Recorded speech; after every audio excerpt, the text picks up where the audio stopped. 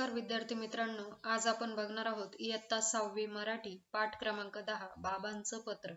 स्वाध्याय प्रश्न 1. एका शब्दात उत्तरे लिहा. अ. कठीण गेलेला पेपर. उत्तर आहे गणिताचा. आ.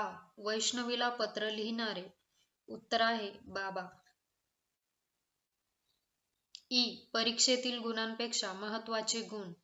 उत्तर आहे आंतरिक गुण. ई. वैष्णवीसाठी बाबा आणणार असलेला खाऊ. उत्तर आहे पुस्तकांचा. प्रश्न क्रमांक 2. एका वाक्यात उत्तरे लिहा. अ. आईने दूरध्वनीवरून बाबांना कोणता निरोप दिला.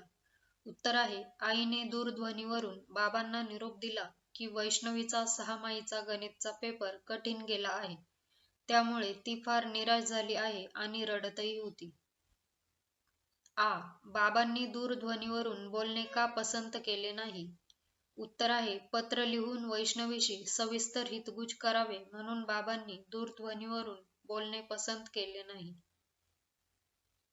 ई. गणित विषय वैष्णवीचा लाडका होण्यासाठी बाबांनी कोणते उपाय सुचवले आहेत. उत्तर आहे बाबांनी वैष्णवीला गणिताशी मैत्री करणे, संकल्पना, संबोध व क्रिया नीट समजावून घेणे आणि उदाहरणे सोडवण्याचा चांगला सराव करणे हे उपाय सुचवले आहे. प्रश्न क्रमांक 3. खालील शब्दांचे समानार्थी शब्द लिहा. नृत्य, नाच, सुंदर, छान, अवघड, कठीण, उशीर, वेळ. प्रश्न क्रमांक 4. खालील शब्दांचे विरुद्धार्थी शब्द लिहा. कठीण, सोपे, मैत्री, वैर, अपयश, यश, अवगुण, गुण. प्रश्न क्रमांक 5. अ. वैष्णवीच्या अंगी असलेल्या कला. छान गोष्टी सांगणं, उत्तम चित्र काढणं, सुंदर नृत्य करणं. प्रश्न क्रमांक 5. आ. बाबांनी कला जोपासण्याचा आग्रह केला कारण कला जीवन सुंदर करतात, व्यक्तिमत्व फुलवतात, आंतरिक गुणांची वाढ करतात.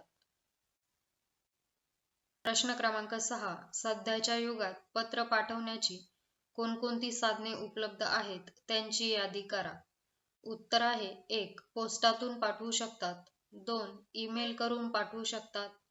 3. मेसेज करून पाठवू शकतात. 4. सोशल मीडियाचा वापर करून पाठवू शकतात. प्रश्न क्रमांक 7. दिवाळीच्या सुट्टीत तुम्ही काय काय गंमत कराल त्याची यादी करा. उत्तर 1. घराला सजवणार. 2. घराच्या बाहेर कंदील लावणार. 3. दिवाळीचे किल्ले बनवणार. 4. खूप फटाके फोडणार. 5. दिवाळीच्या फराळ, करंजी, चकली. प्रश्न क्रमांक 8. तुमच्या मित्राला किंवा मैत्रिणीला पोहण्याच्या स्पर्धेत राज्यातून प्रथम क्रमांक प्राप्त झाला, त्याचे किंवा तिचे अभिनंदन करणारा संदेश खालील चौकटीत लिहा. प्रिय रमेश, पोहण्याच्या स्पर्धेत तुला राज्यातून प्रथम क्रमांक प्राप्त झाला. ही बातमी ऐकून आम्हाला खूप गर्व वाटले. तुझे कितीही अभिनंदन करावे ते कमीच आहे. तुला असेच यश मिळत राहावे हीच आमची शुभेच्छा. तुझा मित्र राजकुमार. प्रश्न क्रमांक 9. अपयश ही यशाची पहिली पायरी आहे. यासारखी 2 वाक्ये खालील चौकटीत लिहा. 1. थेंब थेंब तळे साचे. 2. थांबला तो संपला. खालील वाक्यांतील रिकाम्या जागी कंसातील योग्य विशेषणे लिहा. टवटवीत, उंच, नवा, 100. अ. हिमालय उंच पर्वत आहे.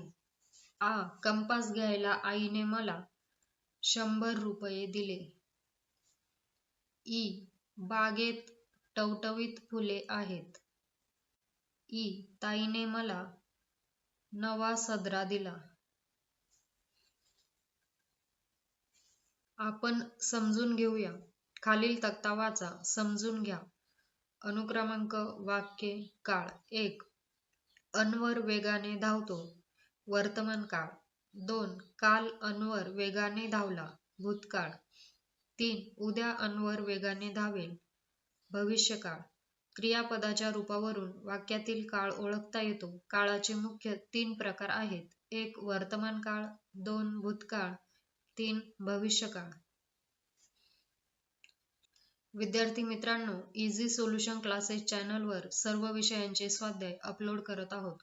चॅनलला सबस्क्राईब करा आणि सोप्या भाषेतील स्वाध्याय अभ्यासा. Thanks for watching.